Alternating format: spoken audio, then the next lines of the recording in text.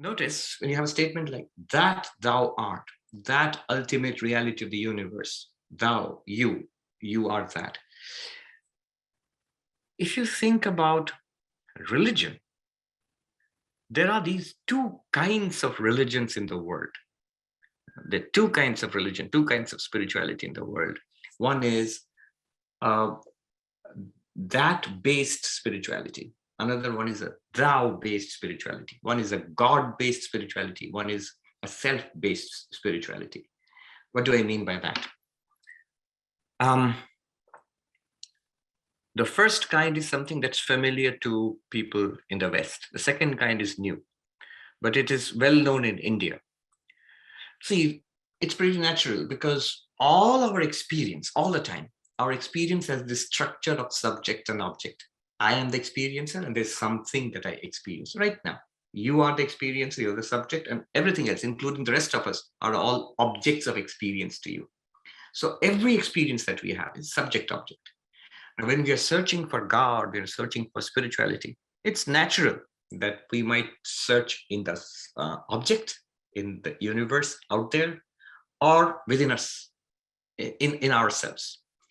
So when you look for reality, spiritual reality in what we are experiencing, a power behind everything, the creator of this everything, that is the God of religion. So there are God-based religions. And you might ask that, hey, wait a minute, isn't that sort of tautological? Religion has to be God-based. No, it doesn't have to be. One is a God-based kind of spirituality where you are seeking God. Examples would be Christianity and Islam and Judaism and a whole range of schools in Hinduism. For example, Vaishnavism or Shaivism or Shaktaism, and multiple God-based approaches within Hinduism also.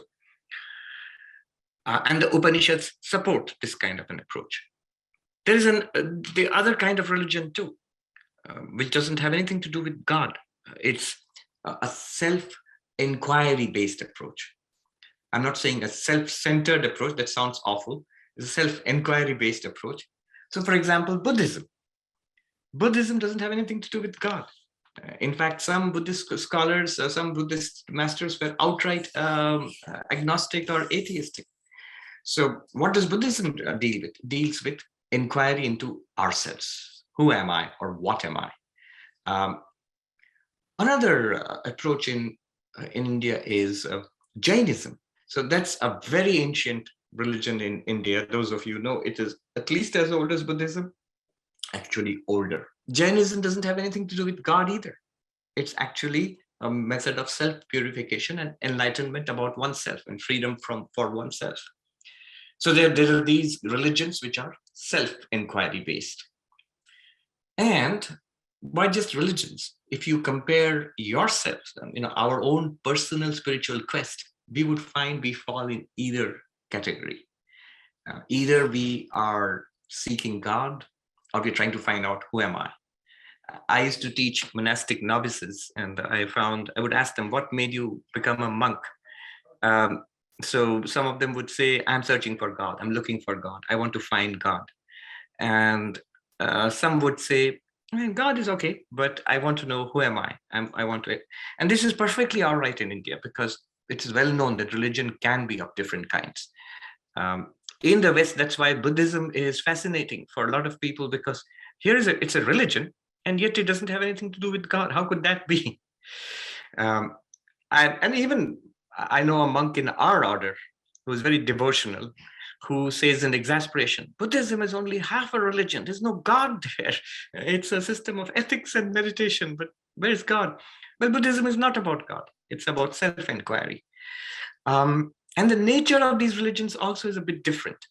So the devotional religions, the God-based religions are usually devotional. You will find there is faith and there is surrender and love and adoration. Remember, I'm painting the big picture here. I know there are all sorts of subtle differences. Whereas the self-inquiry based religions, Buddhism, Jainism, in Hinduism, we have something like Sankhya and yoga, Patanjali yoga.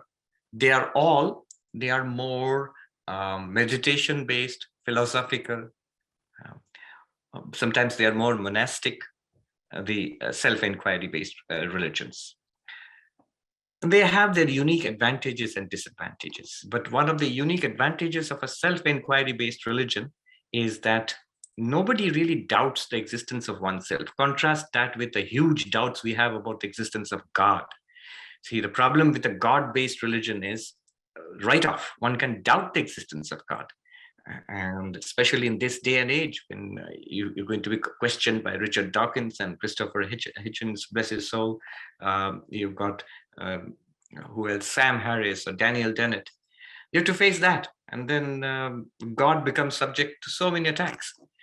So my own existence cannot be doubted, which is what Descartes found.